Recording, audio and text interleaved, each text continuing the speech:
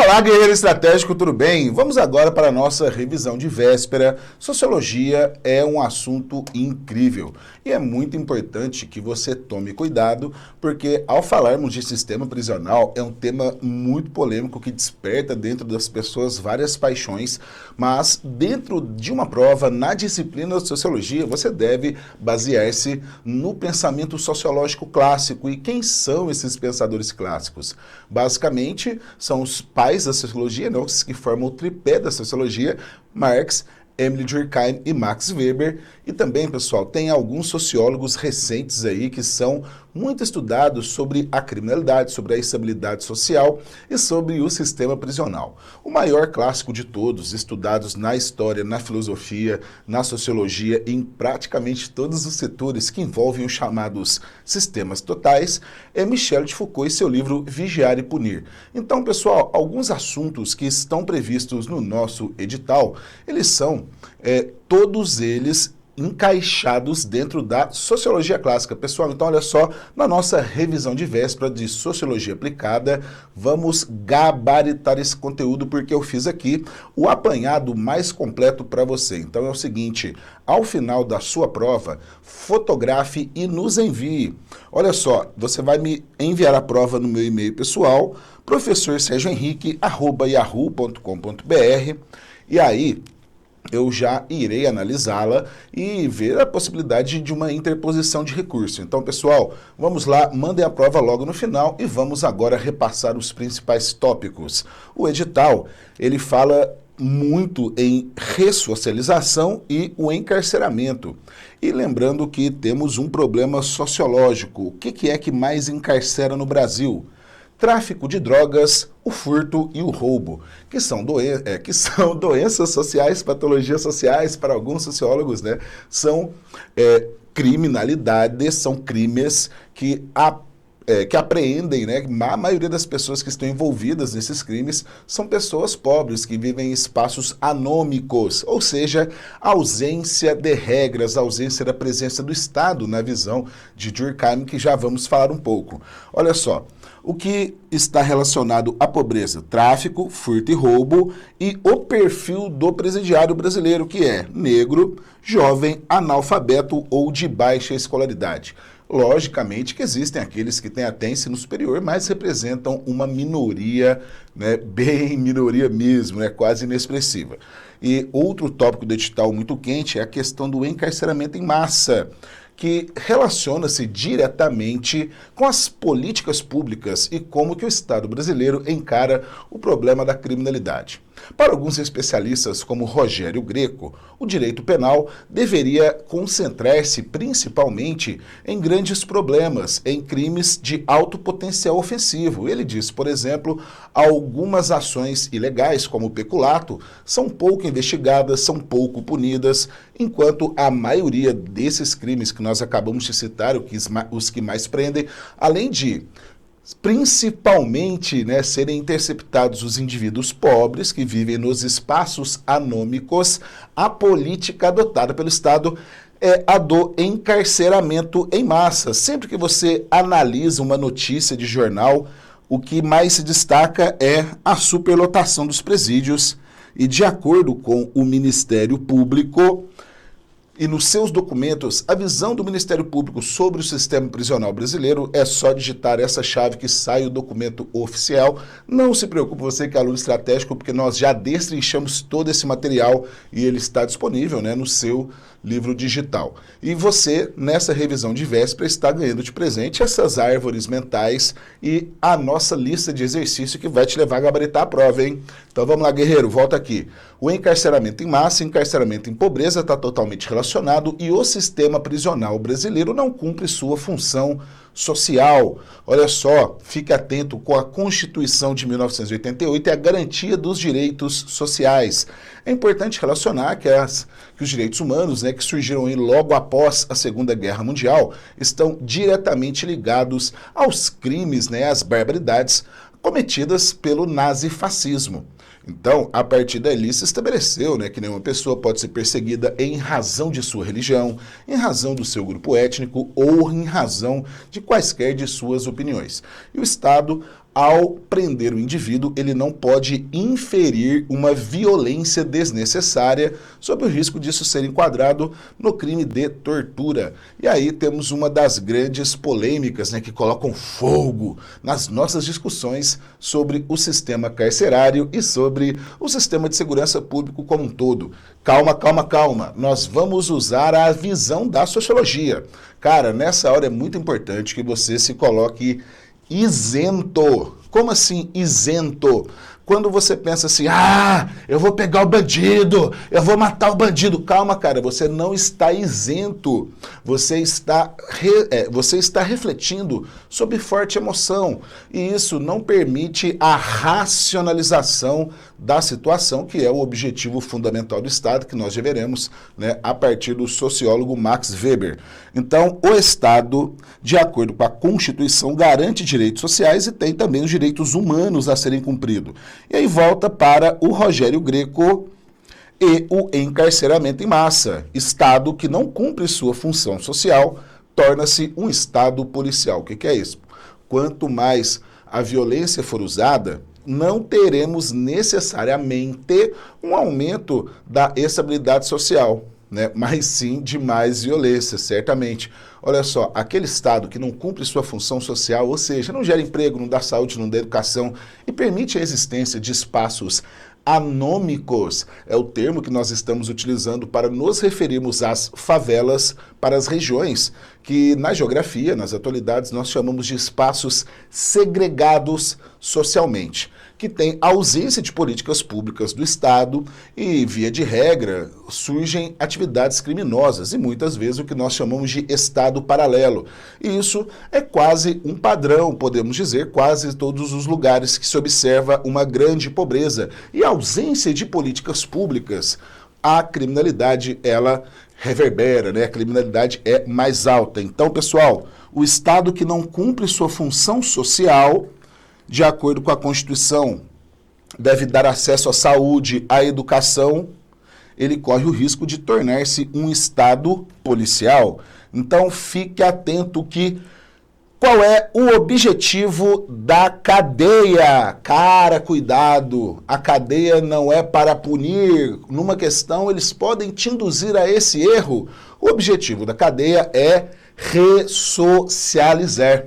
Muitos alunos me perguntaram, falaram assim, professor, mas a função da cadeia não é punir. Não, ressocializar através de um conjunto de punições, mas as punições são aplicadas com o objetivo da ressocialização. Então, cuidado. A discussão mais importante é que o nosso sistema carcerário não ressocializa, porque nós temos graves problemas. Decore! Superlotação, que é o assunto mais discutido e o mais encontrado nos meios de comunicação, a carência de agentes prisionais, as condições degradantes, o crime organizado e a alta reincidência. Então, se o sistema carcerário tem todos esses problemas, vale a pena nos perguntarmos, ele ressocializa? Ou, pelo menos, qual é a sua eficácia? Os dados nos mostram uma informação que vai muito contra o senso comum de muita gente. Qual é a reação mais comum da maioria das pessoas quando falamos da criminalidade e da necessidade de criar políticas públicas de ressocialização?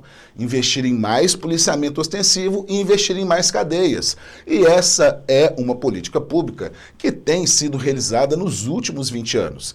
No entanto, pessoal, cuidado, cuidado! O aumento dos investimentos no encarceramento não significaram uma redução dos crimes violentos. É uma importante reflexão a eficácia. Tem se investido muito na repressão policial e também no encarceramento. Mas qual que é o retorno? Se a taxa de ressocialização é muito baixa, ou seja, né, a maioria dos indivíduos que passaram por esse sistema voltaram a cometer crimes, será que ele é eficaz? Pessoal, qual é o papel do agente na ressocialização? Cara, isso daqui é um tema fundamental, está destacado no seu edital. E aí, como nós não temos precedentes de questões, nós não temos uma literatura sociológica falando do papel, vamos pegar os principais pontos que esse tema se relaciona à sociologia clássica. Por exemplo, tem uma tal de ética deontológica que você vai estudar nos seus próximos concursos públicos, que tem tudo a ver com a organização do funcionamento público, e a lógica deontológica tem a ver com o filósofo Immanuel Kant. Relaxa, não precisa memorizar esse nome. É o que ele fala, tem a ver com qual é a sua vontade.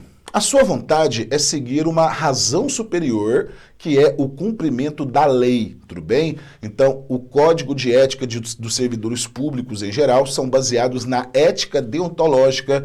E qual é a sua vontade? É o dever cumprido. Cumprir o dever. Qual é o seu dever? Cumprir a lei. E qual é a sua vontade? A sua vontade é a vontade que é expressa pela lei. Sua vontade é a execução da lei. Fala, nossa, peraí, mas para poder cumprir a lei certinho e conseguir fazer esse preso ficar disciplinado, dá-lhe uma porrada na cabeça? Não, não pode estar previsto em lei? Não, então não pode fazer. E é muito importante discutir que, portanto, o seu papel é importante, pois tem tudo a ver com a questão dos direitos humanos, tem tudo a ver com a nossa Constituição, que você deve oferecer tratamento neutro e digno. Não quer dizer que você gosta de bandido, quer dizer que você tem que ser neutro na conduta. Se ele tem o direito, você deve cumprir esse direito. Ponto, né?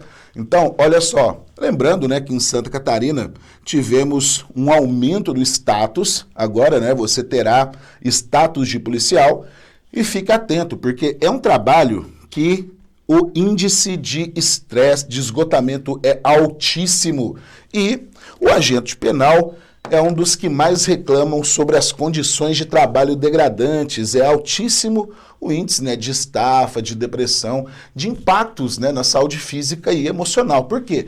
Cara, você está trabalhando ali, né, só com gente boa, né? A pressão psicológica é muito grande, a pressão psicológica é muito constante.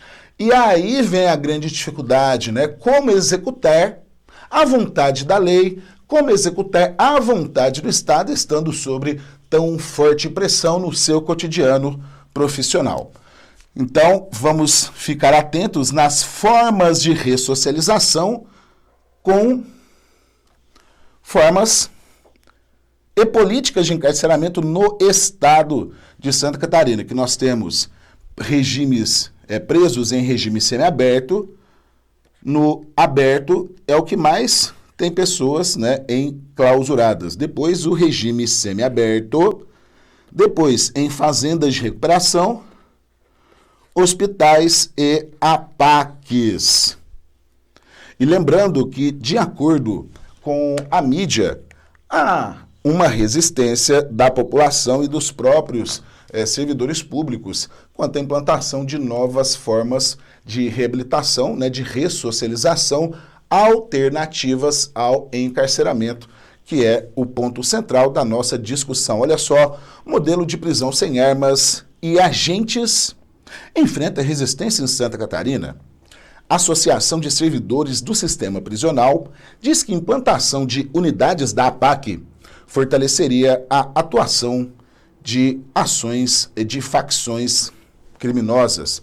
Então, pessoal, para a implantação de formas alternativas, né? Primeiro, nós temos que ter condições de aplicá-las. Então, realmente, o que os agentes em serviço estão chamando a atenção é verdade, e para analisar o problema, temos que levar isso em consideração.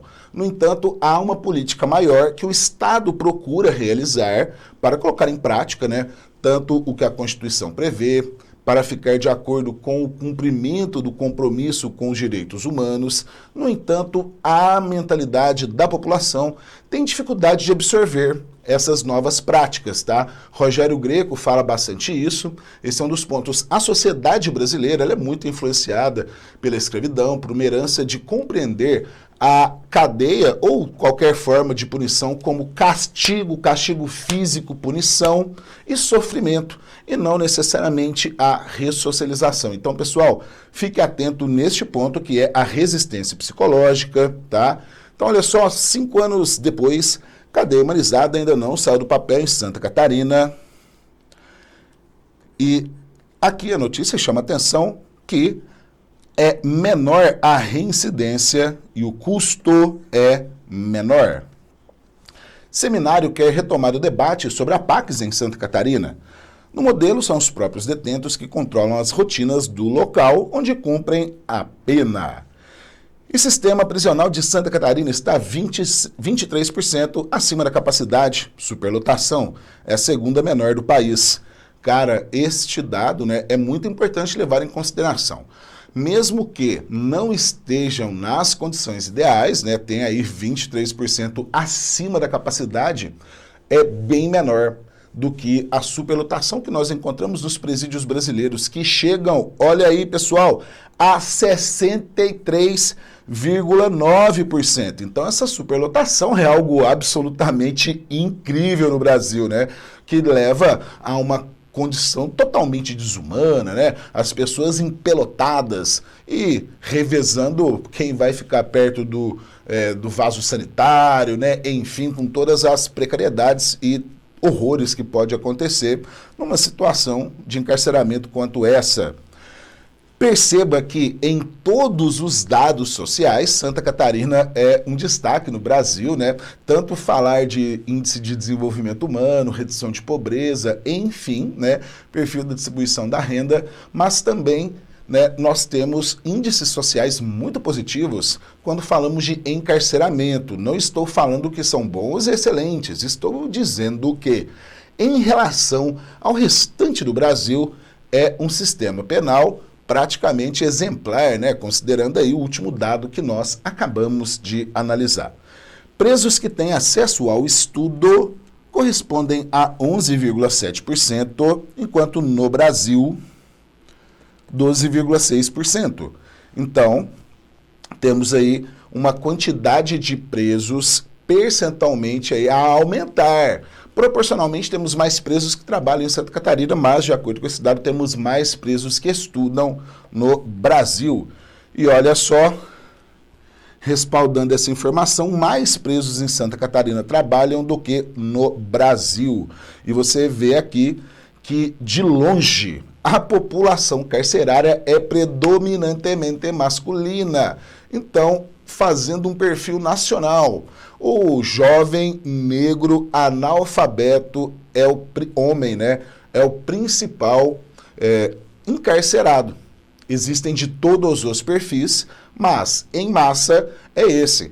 Por isso, o edital bate tanto na relação entre o encarceramento em massa e o encarceramento e a pobreza. E pessoal, olha só, voltando a essa questão do trabalho, sociologicamente, isso é um assunto muito discutido, viu? Muito discutido. Então agora respira, relaxa, nós vamos continuar com as teorias e já vamos fazer a bateria de questões que já foi disponibilizada para você. Então pegue no link da descrição as últimas questões mais cabulosas aí que caíram nos concursos e questões inéditas feitas sob medida para você. Nós vamos gabaritar essa prova, guerreiro, porque foi um trabalho sob medida para que você consiga alcançar esse objetivo. Então olha só, presos provisórios no Brasil, temos uma quantidade maior que em Santa Catarina. E agora assuntos polêmicos. O que você acha da política de redução da maioridade penal? Você consegue pensar o assunto sem se envolver emocionalmente, da forma mais neutra? Vamos pensar na opinião de Rogério Greco, né? Ele é um dos que falam que se você encarcerar os menores de 18 anos, você não necessariamente terá uma diminuição da criminalidade, só que a maior parte dos crimes estão sendo cometidos justamente por jovens. Então, entre 13 e 18 anos há uma criminalidade muito alta, o que demandará mais cadeias sem necessariamente repercutir em eficácia. Então, se diminuir a maioridade penal, para especialistas que adotam a linha do Rogério Greco, o sistema carcerário que já é superlotado vai empelotar mais.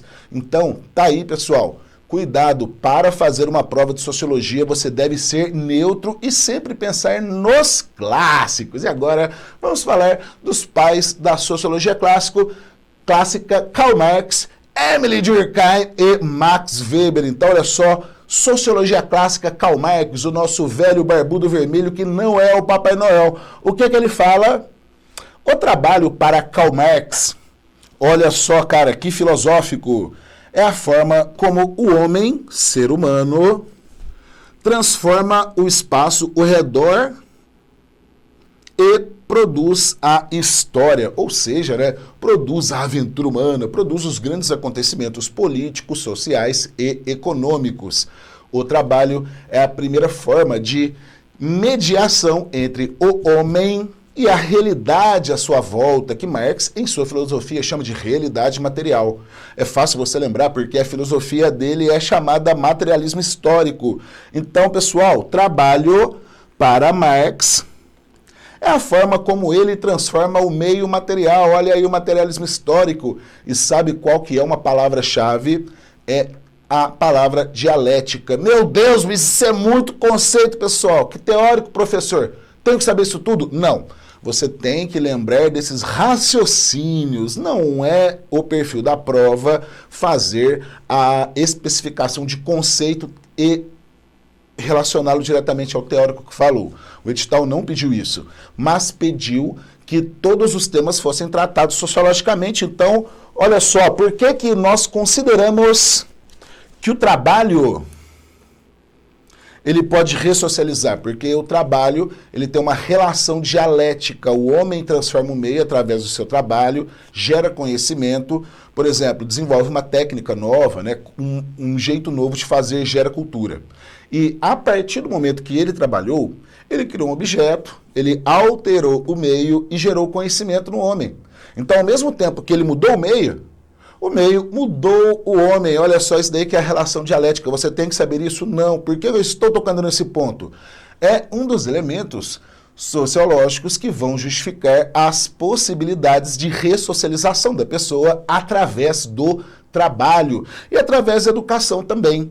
A visão iluminista, que vem depois do século XVIII, que é aquele momento que o Foucault fala da reforma do sistema penal, é que fala que o homem pode ser ressocializado. Então, olha só, pessoal, sociologia clássica, o trabalho para Emile Durkheim tem a ver com a coesão social, a harmonia e a coesão social.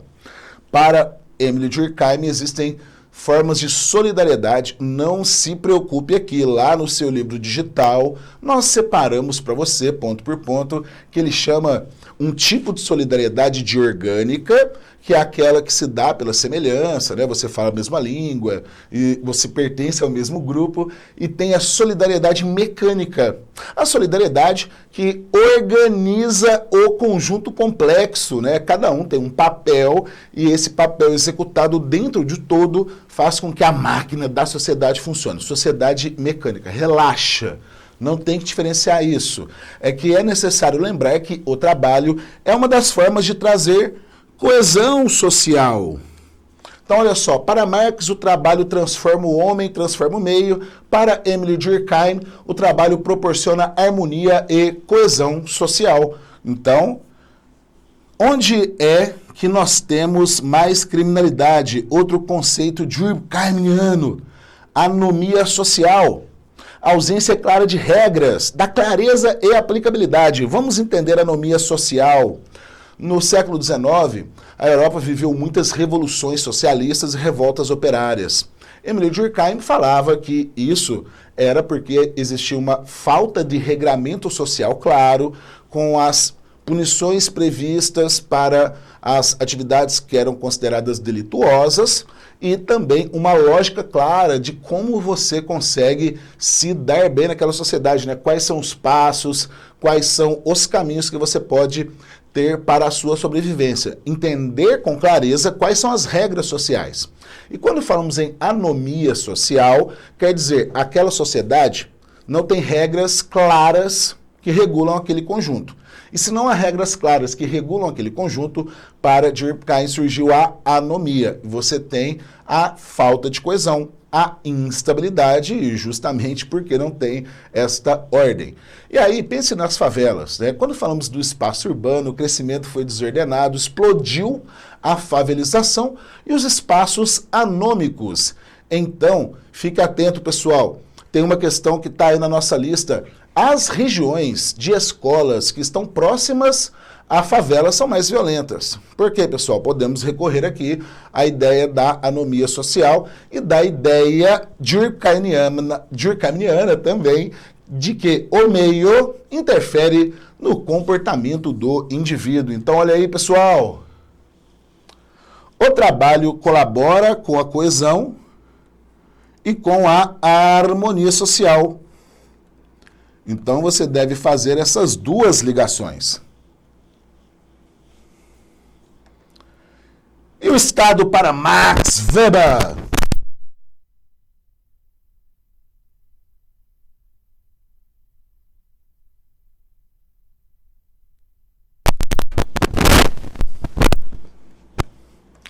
O sociólogo alemão Max Weber é um dos mais importantes pais da sociologia clássica e ele refletiu bastante sobre o papel do Estado. Então, vamos voltar naquele ponto. Qual é o seu papel enquanto agente do sistema prisional na ressocialização do indivíduo? O seu comportamento deve ser racional, deve seguir estritamente a lei e não depende da sua opinião, amigo.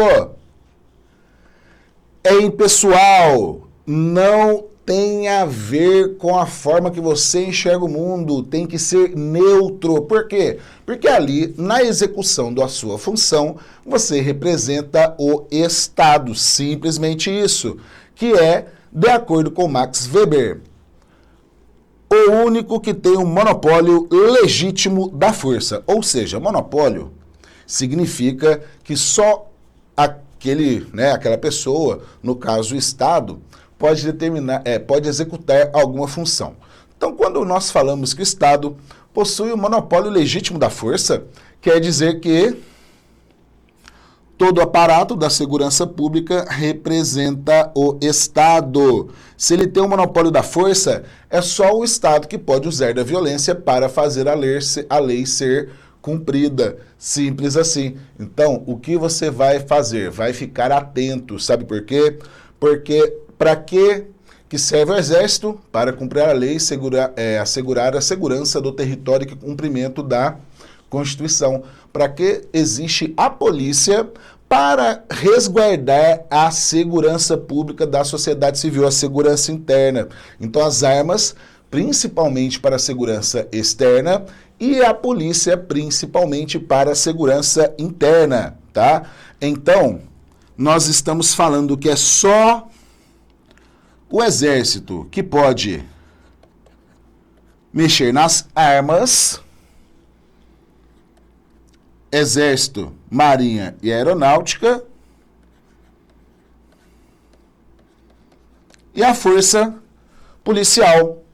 Ah, o que significa isso? Que, cara, você tem que ser impessoal, sua ação é a vontade estrita da lei, então você tem que seguir os direitos humanos, tem que seguir a Constituição de 1988, não depende de sua visão, é impessoal, porque para Max Weber, a função da burocracia é justamente essa, ser impessoal e racional. O que quer dizer o racional? Tem que ter eficácia, tem que chegar no melhor resultado para a sociedade, tá? E aí, olha só, pessoal, vamos pensar aqui numa pergunta muito comum. Posso fazer justiça com as próprias mãos? Por que sim ou por que não?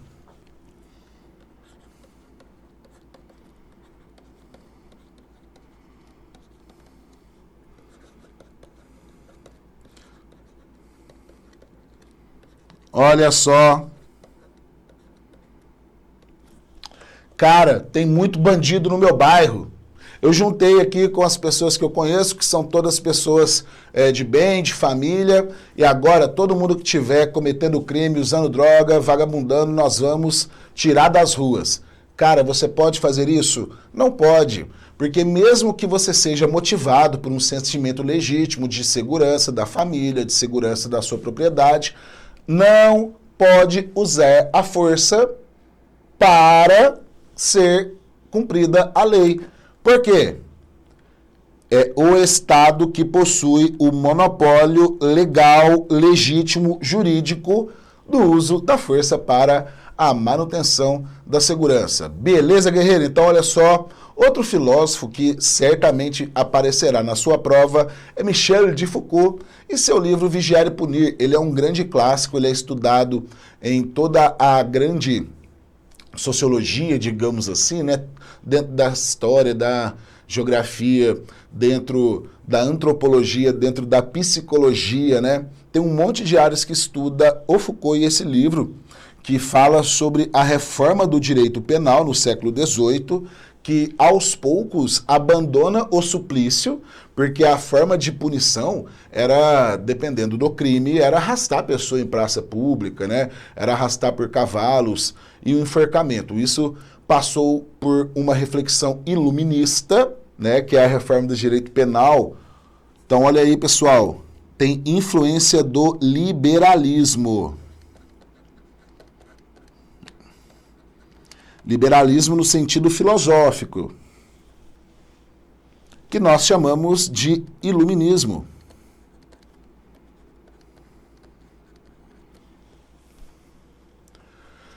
Foi quando surgiu a guilhotina, que é interessante pensarmos que na época a ideia era dar um tratamento mais humano e mais digno, porque os nobres e os clérigos, eles eram mortos pela espada.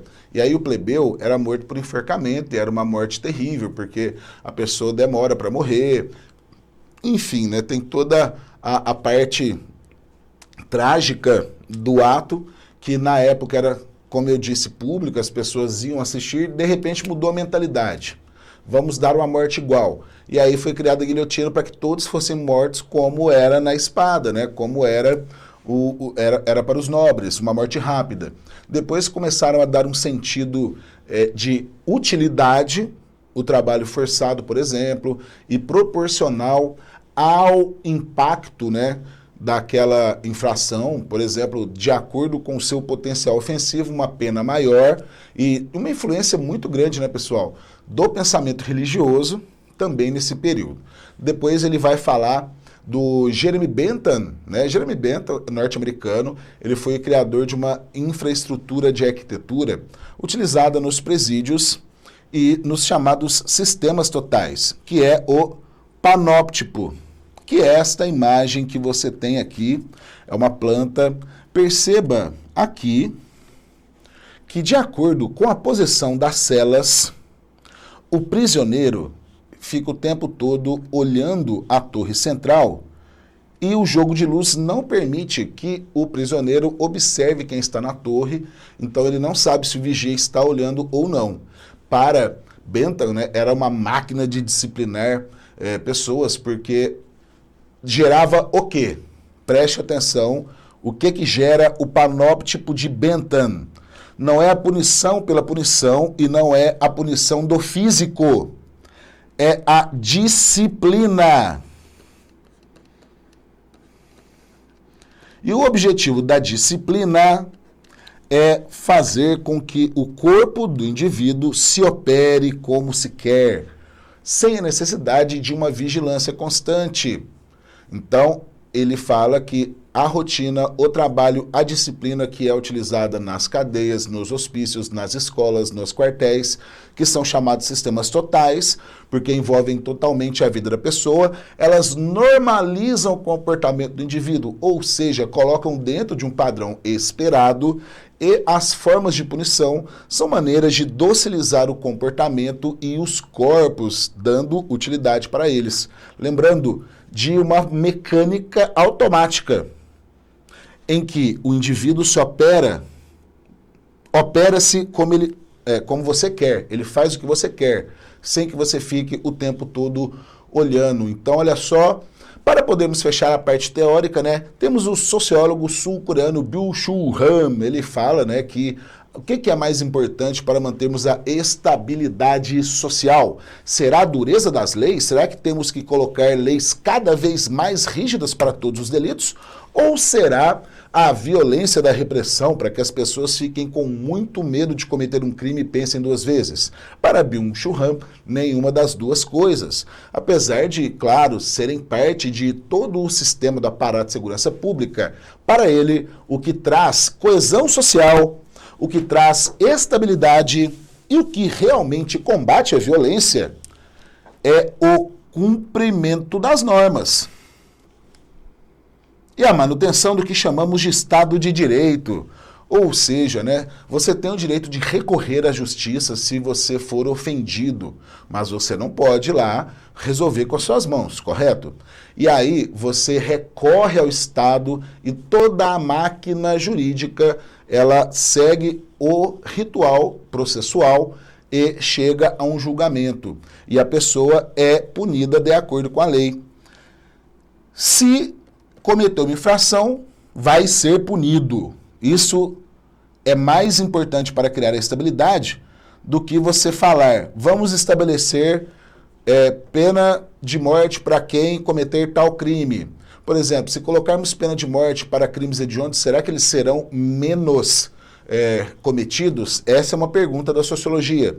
Se nós colocarmos assim, para quem cometer furto, nós vamos cortar um dedo, cometer outro furto, corta outro dedo, esse rigor das penas, será que vai fazer o crime diminuir?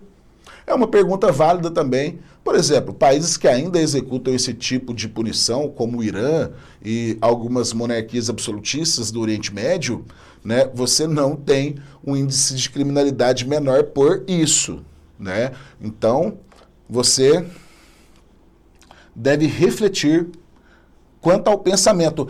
Eu não concordo com Byung-Chul Han. Cara, na prova de sociologia, você vai usar o que o sociólogo pensa. Porque ele já passou um tempão refletindo, aí foi num congresso, alguém falou, você está errado, e fez aquele debate todo, e aí a sociologia chegou em um ponto que as ideias são mais confiáveis. Não quer dizer que é absolutamente certo, que é absolutamente inquestionável. Isso não existe. Tudo dentro das ciências humanas pode mudar rapidamente, pode ser questionado. Mas aí, você, para falar que eu não concordo com ele, tem tanto a questão da sua opinião, mas no caso, você teria que falar assim, vou escrever um texto mostrando as contradições do Byung-Chul Han, os pontos que ele não toca que eu acho importante. Fora isso, você não vai pensar nas suas convicções, você vai pensar na sociologia clássica, tá? Então, olha só, para ele, o cumprimento das normas traz mais segurança do que o rigor da regra. Então, suponhamos que você encontre uma questão que não fale o nome do autor, igual eu já mencionei, não vão cobrar nomes de autores clássicos para que você relacione os conceitos aos nomes. Mas todos esses autores que eu estou citando para vocês poderão ser cobrados lá na prova. Então, olha só, pessoal, além do Byung-Chul Han, você vai ficar atento com o Rogério Greco, né, que comenta que o direito penal deveria concentrar-se nos crimes de grande potencial ofensivo e alguns crimes, como o furto, o roubo, o tráfico de drogas, poderem ser instituídas penas alternativas ao encarceramento. Não possuir uma pena, mas aplicar uma pena de ressocialização, não necessariamente o encarceramento. Porque tá com dó do cara? Não, essa que é a mentalidade que o Rogério Greco fala que dificulta o processo de mudança do encarceramento. E que Rogério Sirkis, por exemplo, e outros sociólogos vão falar que é uma herança da época da escravidão. Quando pensamos em punir o comportamento criminoso, o primeiro pensamento que aparece na mente de muitas pessoas é punir fisicamente. Então, olha aí, pessoal. Aqui está a chave do seu sucesso, todos os pontos-chave. Então, lembra do Durkheim, por exemplo, nas favelas tem mais anomia social, a violência, né, ela é mais comum em ambientes. O crime organizado é um fato social? O crime organizado é um fato social. Ele é externo ao indivíduo e é coercível, ou seja, né, o meio coage a pessoa e modela o seu comportamento. Então, por exemplo, numa região de favela, onde crime organizado existe, vai surgir ali provavelmente, como nós temos estudos na sociologia, daquela idealização do cara que nasceu no berço do crime, idealizar o crime como um bom caminho. Isso daqui é um fato social. Ambientes criminosos, eles influenciam também os ambientes ao redor. Para Max Weber, você vai lembrar disso, que o Estado é ação racional, por isso é impessoal. Então, a polícia é a segurança pública, é o poder do Estado. E o que é o Estado para Max Weber? É aquele que tem o monopólio legítimo da força. Somente o Estado pode prender, somente o Estado pode usar da violência para cumprir a lei. Michel de Foucault, Vigiar e Punir, História do Sistema Prisional e dos Sistemas Totais, né, que exercem um controle sobre o indivíduo, modelando somente seu corpo. O que Foucault fala que parece muito? Escola, cadeia, quartel, convento, né, instituições que educam a mente e o corpo, tá? Então, no caso, claro, são as prisões, que ele fala de quê? Olha só, normalização do comportamento, docilização dos corpos e criar a autodisciplina, a sensação de autovigilância, para que você não tenha que ficar o tempo todo de olho no cara. Olha só o bicho rã, o combate à impunidade é mais eficaz que a dureza da lei. E aí, pessoal, alguns nomes da sociologia brasileira, né? Por exemplo, o homem cordial, que isso que é o que dificulta a nossa racionalização do Estado. O Estado, eu acabei de falar, é super racional. E o Sérgio Buarque de Holanda, ele fala que o homem brasileiro, ele é cordial. Cordial, na sociologia, não tem nada a ver com a cordialidade no senso comum, né? Que é tratar bem uma pessoa, ser muito educado, né? Fazer gestos de deferência. Cordialidade para Sérgio Buarque de Holanda é simplesmente o quê? Cara, pensa o seguinte, como bom brasileiro, na hora de tomar uma ação, você pensa mais com o coração ou com a razão? Se você disse com a razão, você é uma das poucas pessoas que conseguem ter esse comportamento. Normalmente no Brasil é fácil identificarmos que as pessoas pensam muito com o coração, é o que nós chamamos de passionais, né? São pessoas passionais. Não quer dizer cordial, bonzinho, calmo, quer dizer impulsivo, né? Quer dizer aquele cara que está com as emoções sempre à flor da pele. Tem a ver com isso, claro. Então, olha só, isso dificulta a nossa visão. Por quê? Quando pensamos com raiva, com as emoções, a gente só quer punição e não ressocialização. Florestan Fernandes, um dos clássicos da sociologia, ele fala que por que mais negros são presos? Porque após a abolição da escravidão, ocorreu uma periferização do negro, que quando começou a entrar no mercado de trabalho, passou por vários entraves que seriam típicos aí numa sociedade escravista, né? Por exemplo, na mesma época que aboliu a escravidão, começou a vir a imigração italiana e alemã, todos muito pobres, todos em péssimas condições. Mas na hora que iam procurar trabalho, por exemplo, a moça branca é melhor para trabalhar na venda, porque as italianas, enfim, A ou B ou C, sempre de acordo com Florestan Fernandes, na hora da competição, entre os pobres mesmo, entre as pessoas que estavam lascadas, né? O Brasil tem essa herança de cor de pele, né? Que na hora da concorrência, o negro era desfavorecido e para Florestan Fernandes, essa é a principal razão de termos mais negros nas periferias. Lembrar, Fernando Henrique Cardoso, grande sociólogo, ele foi orientado por esse Florestan Fernandes no seu mestrado, no seu doutorado, né? Fernando Henrique Cardoso, nosso presidente, né? Ex-presidente, mas o título é sempre presidente, viu? Mesmo que não ocupe o cargo. Então, veja só, Fernando Henrique Cardoso, presidente, ele vai estudar a escravidão em Santa Catarina e fala, lá teve, e os mecanismos de funcionamento foram iguais em todo o Brasil, só que o período foi curto. Então, apesar de termos raízes africanas em toda a região sul do Brasil, a influência dos mecanismos da escravidão e, consequentemente, né, as heranças negativas que isso pode trazer para a sociedade são menores. Por exemplo, a menor desigualdade social e a menor desvalorização do trabalho. Por exemplo, né, no Brasil, em todos os países que passaram por escravidão africana, associam o trabalho com coisa de escravo. E aí vira coisa de preto e coisa de pobre, vira coisa socialmente não querida, não necessariamente aceita. Não vira o ideal de ninguém.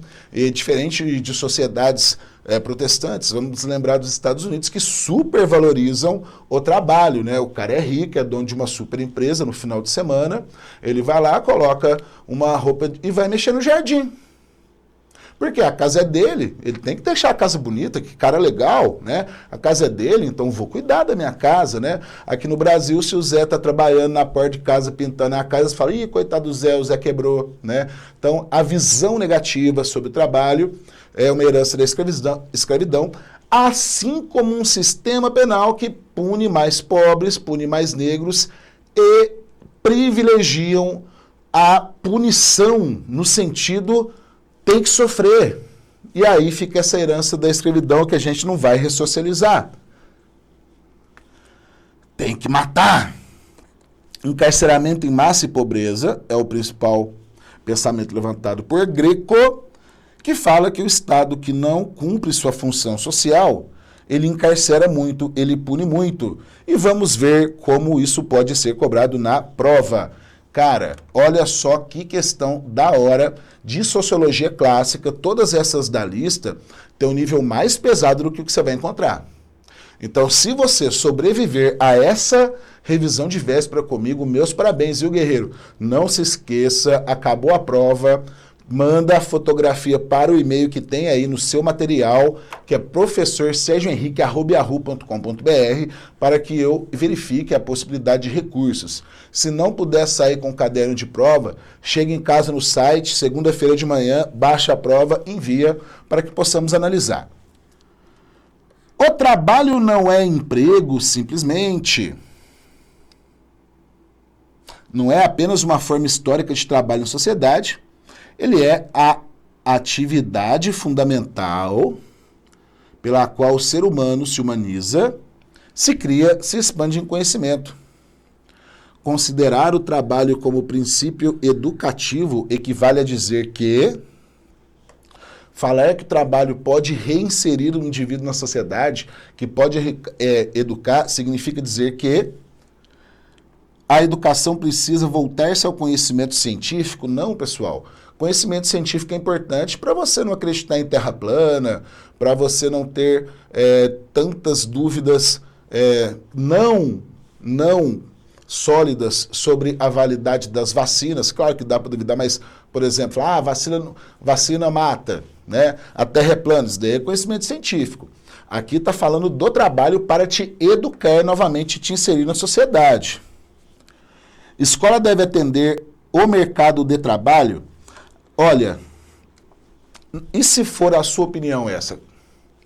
Você se lembra que não é a sua opinião que você marca, é a opinião da sociologia clássica. Você tem muita gente que fala, sim, o mercado de trabalho, ele exige uma formação específica, então você tem que formar pessoas para essa nova realidade. Essa é uma visão sociológica. Agora, outra é de que o trabalho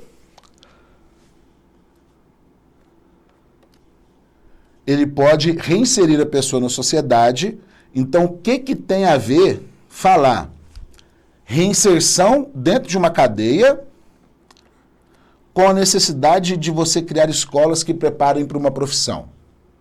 Se aqui estivesse falando que o trabalho na cadeia fosse ensinar uma profissão específica, né, estaria valendo. Então, por exemplo, você já pegou artesanatos feitos aí por prisioneiros, aí o cara vai lá, faz um boné de bordado, aí o cara vai lá, faz um carrinho de picolé, faz um cinzeiro de picolé, mas ora bolas, quando ele sair da cadeia, ele vai viver de fazer boné de bordado e vai viver de fazer cinzeiro de picolé? Então, a ideia de que o trabalho fabril deva ser inserido dentro das cadeias é uma técnica que já é utilizada na Europa, né? No sistema espanhol você tem partes de indústrias que funcionam dentro da cadeia e aquela situação do Foucault, né? O trabalho fabril ajuda na disciplina, assim como o trabalho de ressocialização, na verdade, de encarceramento, tá? A disciplina fabril ressocializa para o Foucault. Então, olha só, o ensino fundamental deve ser voltado para a educação profissional? Gente, suponhamos que você nunca ouviu falar o assunto. Você consegue excluir tudo, por quê? Alguma coisa dessa se relaciona ao tema da pergunta, ao comando da questão, considerar o trabalho como princípio educativo, ou seja, considerar que o trabalho pode ressocializar, equivale a dizer que a educação deve se basear nas disciplinas do ensino técnico, nada a ver, cara. Você exclui todas essas. E olha, o trabalho é a primeira mediação entre o homem e a realidade material e social. Falou realidade material, lembra daquela visão do homem transforma o meio transforma o homem. O trabalho é a primeira forma de contato do homem com a realidade e, por isso, é a alternativa E. Olha aí, pessoal. É isso aí. Alternativa E. Vamos lá, guerreiro. Número 2. Em Minas Gerais, um projeto de mediação de conflito está mudando a rotina de violência em escolas públicas. Em uma companhia policial para menores infratores em Belo Horizonte, chegam todos os dias muitos casos de alunos que saíram direto das escolas nos carros de polícia, porque ameaçaram professores ou deram socos em colegas.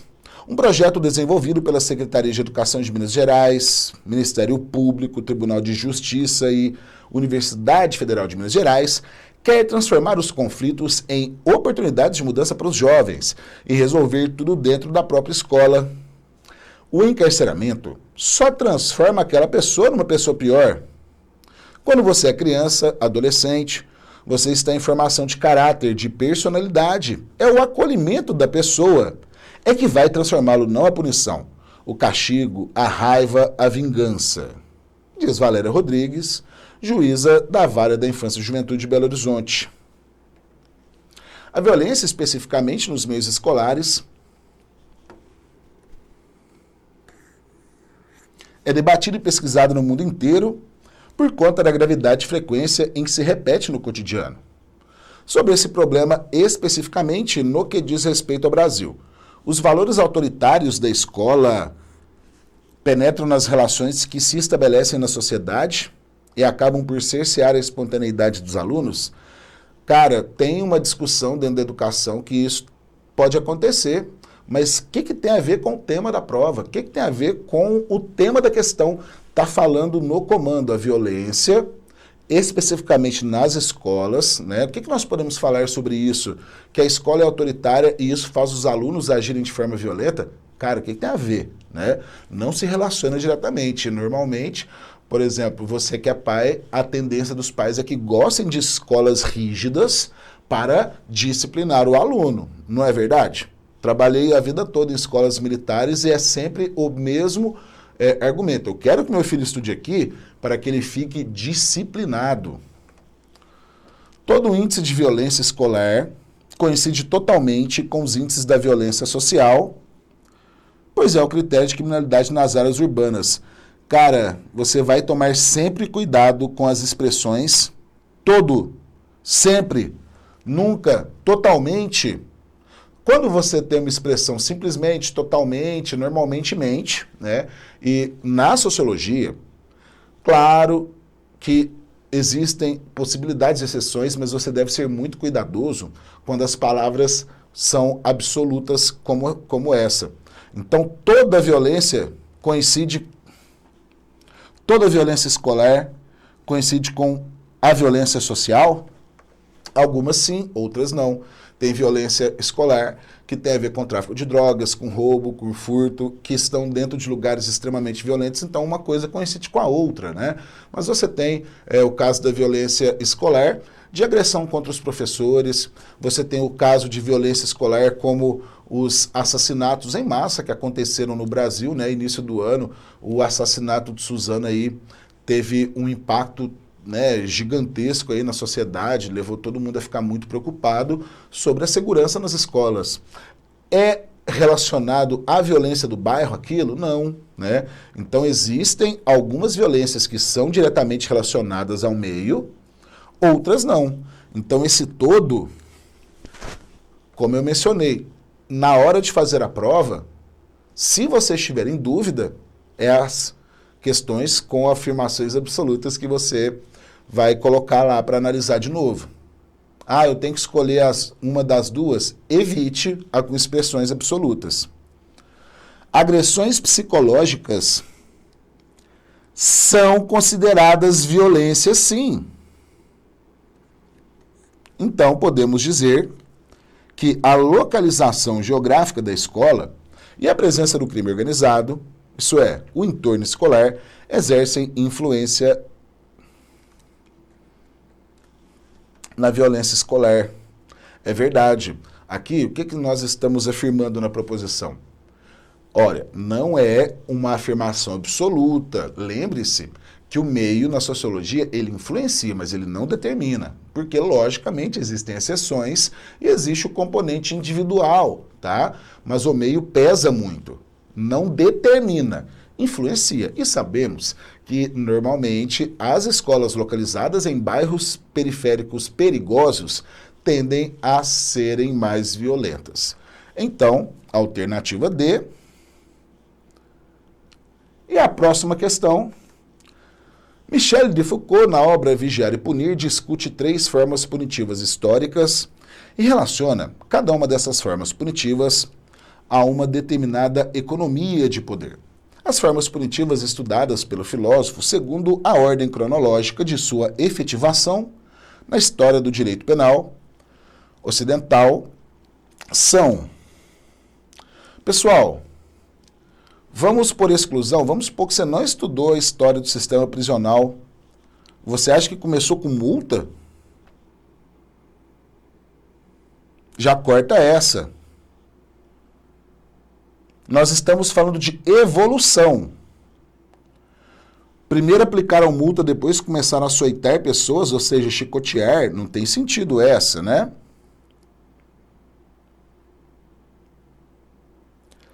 Prisão, depois evoluiu para prestação de serviços comunitários.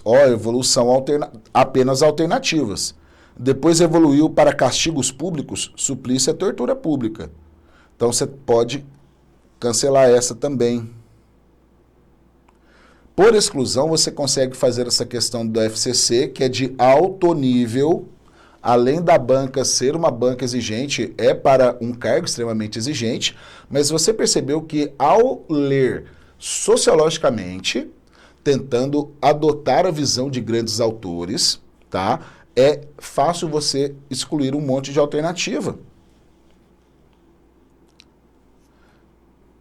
Primeiro multaram e depois prenderam, dá para cortar essa também. Por exclusão, nós chegamos na alternativa A, que são, primeiro, os suplícios públicos, penas proporcionais ao crime, enfim, a prisão, que faz parte aí da reforma do sistema do direito penal e prisional no século XVIII.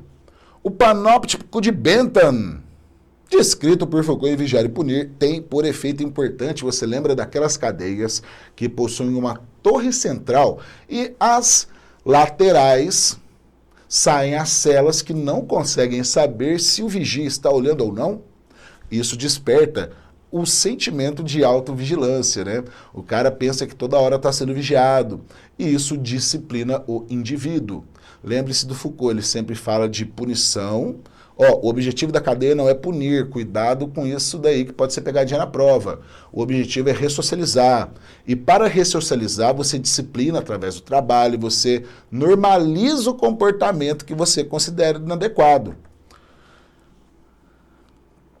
O efeito é principalmente garantir o funcionamento automático de poder você despertar na pessoa o sentimento de que toda hora ela está sendo vigiada e não precisar ficar vigiando ela. Então, o panóptico, olha só, o efeito da cadeia é controlar a punição. Dava para cortar a letra A porque ela não tem sentido. Direitos humanos surgiram após a Segunda Guerra Mundial, então depois de 1945, quando ela acabou. Olha só, a data da fundação dos direitos, da criação dos direitos humanos pela Organização das Nações Unidas foi em 1948. Então, aqui temos um anacronismo. Estamos falando da reforma do direito penal lá atrás e direitos humanos é depois da Segunda Guerra. Cara, isso daqui desencana. Se você ver alguma proposição usando termos jurídicos muito sofisticados, a chance dela ser a correta é mínima, tá? Então, olha só, oferecer instrumentos, né, para aumentar a celeridade, a velocidade, olha, é isso que o Foucault está falando, cara? Não. E nem desconstruir técnicas de repressão. Não, ele está falando de uma técnica, que é a disciplina dos corpos, ali na sequência de atividades diárias, na sensação de vigilância constante. Então, pessoal, olha só, questão número 5 é do conhecimento sociológico que as relações de poder não se localizam apenas no Estado, estando presente nas relações microsociais. Microsociais quer dizer aquelas relações sociais de poder que estão na família, entre pai e filho, na escola, entre professor e aluno, entre diretor e professor, entre alunos, entre professores, entre outros. Essa visão de poder como capacidade de moldar e disciplinar o comportamento expressa nas ideias de Michel de Foucault. Simples assim. Agora lembre-se, o Foucault fala do micropoder. E tem aquele sociólogo alemão, pai da sociologia, né, o Max Weber, que ele fala que o Estado é o que tem o monopólio legítimo da força, que o Estado se organiza pela racionalidade e quer ter a maior eficiência. E uma das suas características é a impessoalidade. Então você, agente prisional em Santa Catarina, né, como já sabemos, terá estatuto de policial, mas você não responde pela sua opinião, pela sua vontade, mas sim representando o Estado. Sua vontade é a da lei. E isso é muito importante, né? Além de seguir rigidamente a lei, dar o comportamento digno e neutro para o preso, porque a ideia é ressocializar e é independente, é neutro, não é pessoal. Pessoal, questão número 5. Segundo Michel de Foucault, em Vigiar e Punir, a necessidade de uma classificação dos crimes e dos castigos, como a necessidade de uma individualização das penas, em conformidade com as características singulares de cada criminoso, são elementos que se referem à reforma humanista do direito penal do século XVIII. Essa questão está aqui só para contextualizá-la, tá? Contextualizar o momento em que Foucault fala, né? Que está lá no edital falando de história dos presídios, né? História dos sistemas totais. Isso é Foucault, pessoal. Então, vamos lá. Questão número 7. Um importante sociólogo contemporâneo, discurso até 70, 80, né, discurso criminal estatal, já admitiu na Europa e outros países a possibilidade de o Estado vencer a guerra contra o crime. Contudo, nos anos entre 80 e 90, verifica-se uma mudança no discurso político do Estado, alertando a sociedade para os limites do poder de prevenção e controle das ações criminais por parte do Estado. Olha só a mudança, tá? 70, 80, pessoal defendendo. O Estado vai vencer a guerra contra o crime. Passou uma década, os caras, olha, nós aplicamos o máximo de recursos, mas existem limites que o Estado muitas vezes não consegue ultrapassar. Então, aqui nós temos uma mudança da mentalidade com base na prática, né? A prática se mostrou ineficaz o aumento do rigor da pena e do aumento da repressão policial. Desde então, continua o autor, a sociedade vem testemunhando o fim do discurso político que atribui ao Estado o monopólio político da prevenção e controle do crime. De acordo com a construção lógica do enunciado, é errado afirmar que Cara, queremos uma alternativa correta. Durante o texto nós sabemos aqui, ó, falou, dá para vencer o crime, fazer uma guerra contra o crime. Depois está falando, o Estado tem limites. Um dos temas mais discutidos na sociologia, nos documentos que eu ofereci no curso, né, por exemplo, a visão do Ministério Público, estão falando que o Estado, ele tem o monopólio da força, sim, ele tem privilegiado políticas de encarceramento, mas a eficácia tem sido pequena porque a reincidência é enorme. Aumentou muito a quantidade de cadeias e pessoas que foram presas, mas não repercutiu na diminuição dos crimes violentos. Isso é eficácia, né? Está fazendo, mas não está chegando onde quer. Então, o que está errado? Olha, aqui nós temos um primeiro discurso falando que dá para vencer o crime, e aqui está falando que o Estado tem limites. Te deu esse gancho para pensar. De acordo com o enunciado, o que está errado? Estão abertas as portas para a privatização das cadeias? Isso é verdade. Isso é uma característica do Estado contemporâneo, que alguns sociólogos chamam de Estado mínimo ou Estado neoliberal, que consideram que todas as ações privadas serão mais eficientes e mais baratas do que as ações do Estado. Então, uma das possibilidades de privatização para reduzir a participação do Estado e aumentar a eficiência na execução da ação seria a privatização. Isso é uma discussão legítima, existem prisões privadas ao redor do mundo, mas é também um dos temas, né, mais calorosos nesta área. A questão é, não importa o que é opinião individual. Está acontecendo de verdade? Está. É verdade. É uma realidade ao redor do mundo. E relaciona-se ao que está acontecendo no mundo hoje, a essa mudança aí do Estado combatendo o crime. Aqui é como o Estado falando, vamos privatizar. Por quê? Eu vou atuar agora, por exemplo, com a polícia, mas para guardar o preso, isso é uma função que pode ser terceirizada. Isso faz parte aí do que nós chamamos de novo Estado liberal, né? Então, fique atento. É verdade? Isso é verdade. Eu quero o que não é verdade. Eu quero o erro.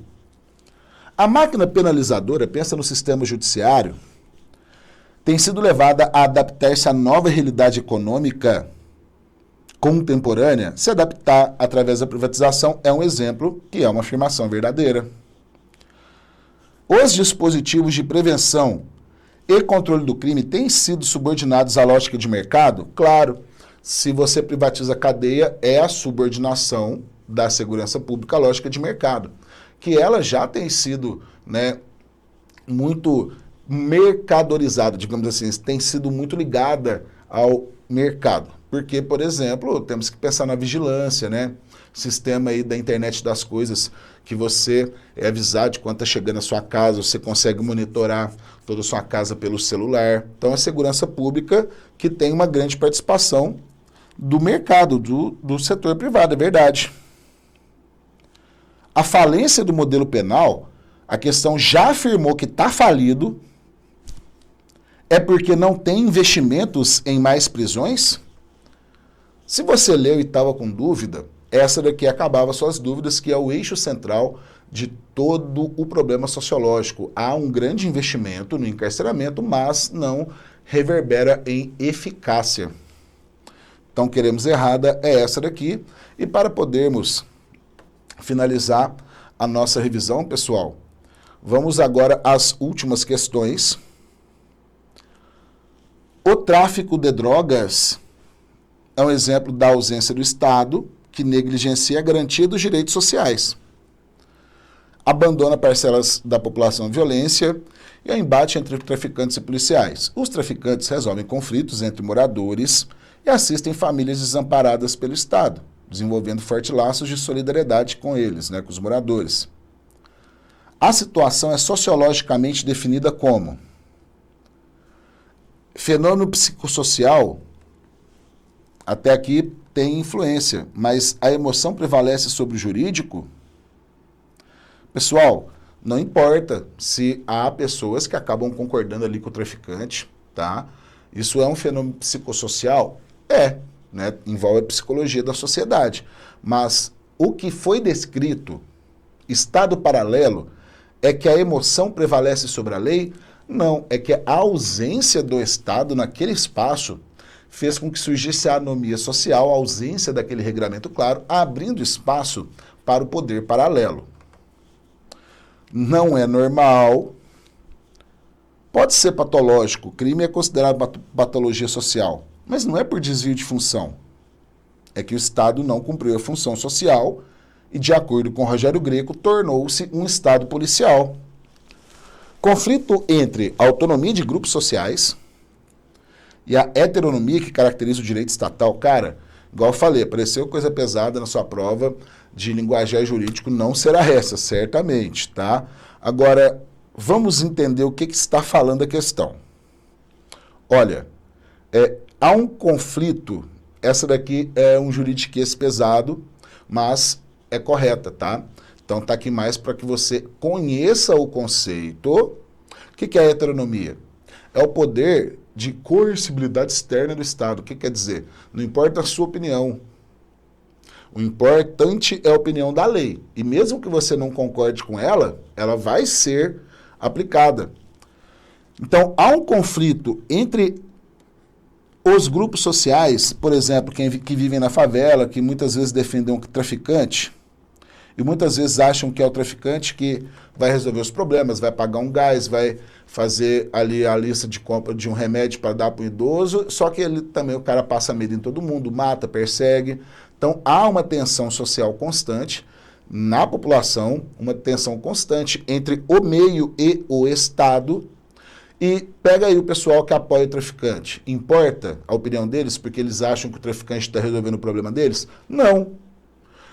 É errado pela lei e o direito vai impor a punição. Então, não espere uma questão pesada quanto essa. Mas é o conflito entre a visão dos grupos locais e a lei, que não está nem aí. O que importa é a sua aplicação, não importa o que você pensa. Então, 8, alternativa D. Essa questão aqui é muito pesada, viu, gente? É muito pesada e, claro, se a batalha... se o treinamento é difícil, que está rolando aqui com a gente, soco na cara, chute na porta, a batalha é fácil. Então, fique tranquilo e vamos comigo, vamos fechar com essa sequência da CESP. Em texto recente, o jornalista e escritor Alfredo Sirkis condenou aquilo que chamou de duas fantasias ideologicamente distintas, mas igualmente nocivas. O bandido é vítima da sociedade, uma fantasia nociva, e a polícia violenta, prisões abarrotadas, vão acabar com as drogas. Não. Só a visão de que a polícia pode acabar com as drogas. Então, bandido é vítima da sociedade, visão nociva, polícia vai acabar com a guerra às drogas, visão nociva, de acordo com o texto. Em ambas, a realidade está no reverso. Para Sirkis, falta ao país uma política minimamente inteligente e realista de segurança que enfrente a demagogia de uns e a irresponsabilidade de outros, além de defender um ordenamento jurídico que combata eficazmente a criminalidade violenta e não abarrote as prisões de pessoas que não representam ameaça maior à sociedade. Em face às ideias do texto e das múltiplas implicações da realidade por ele abordadas, julgue os itens. A sociedade contemporânea, ao tornar-se cada vez mais complexa, fragmentando-se em incontáveis segmentos, amplia consideravelmente as fontes geradoras de conflito e violência. Pessoal, isto é verdade. Pense aí que uma sociedade favelizada cresceu, se segregou, surgem espaços anômicos, a ausência do Estado, surge o Estado paralelo e criminalidade, violência. Está correto? Penas alternativas, como prestação de serviços à sociedade, são possibilidades de punição a delitos de menor gravidade, o que evita a superlotação indiscriminada de presídios e não deixa impune o infrator. Pessoal, aqui, de acordo com o pensamento do Rogério Greco, que está expresso também nos documentos do Ministério Público, a visão é o direito penal se concentrar principalmente em crimes de grande potencial ofensivo, roubo e furto e tráfico de drogas podem ser ressocializados com penas alternativas ao encarceramento. Então é verdadeira. Estudiosos que se dedicam ao exame da violência nas sociedades contemporâneas afirmam que a sensação de impunidade, estimuladas por falhas na legislação e na aplicação de justiça, é importante fator para a expansão da criminalidade. Está correto, pessoal. Lembrando, né, do nosso sociólogo sul-coreano que olha só, o Estado de Direito mantido e a certeza da aplicação da lei é mais importante do que o rigor e da ação violenta do Estado. E número 12, no Brasil, séculos de escravidão deixaram marcas profundas na sociedade, visto que a extinção oficial do regime escravocrata não foi acompanhada por mecanismos que incluíssem os antigos escravos e seus descendentes no pleno exercício da cidadania. Cara, essa daqui está corretíssima e vamos fechar a revisão com esta questão aqui, tá? Estas outras que estão na lista foram disponibilizadas gratuitamente para você, estão aí para a sua diversão, tá? E não se esqueça, olha aí pessoal, me siga no Instagram, no final da prova, tire a foto das questões e me envie. Se só puder ver no outro dia, entra lá, dá uma olhada, baixa o documento e envie, que verei a possibilidade, né, de interposição de recursos, porque é um tema muito complexo e vale a pena, né, vermos até o final. Estou com vocês até o último instante. Ficamos por aqui, cabeça erguida, guerreiro, moral lá em cima e espero que faça um excelente exame. Um grande abraço, bons estudos e foco no sucesso!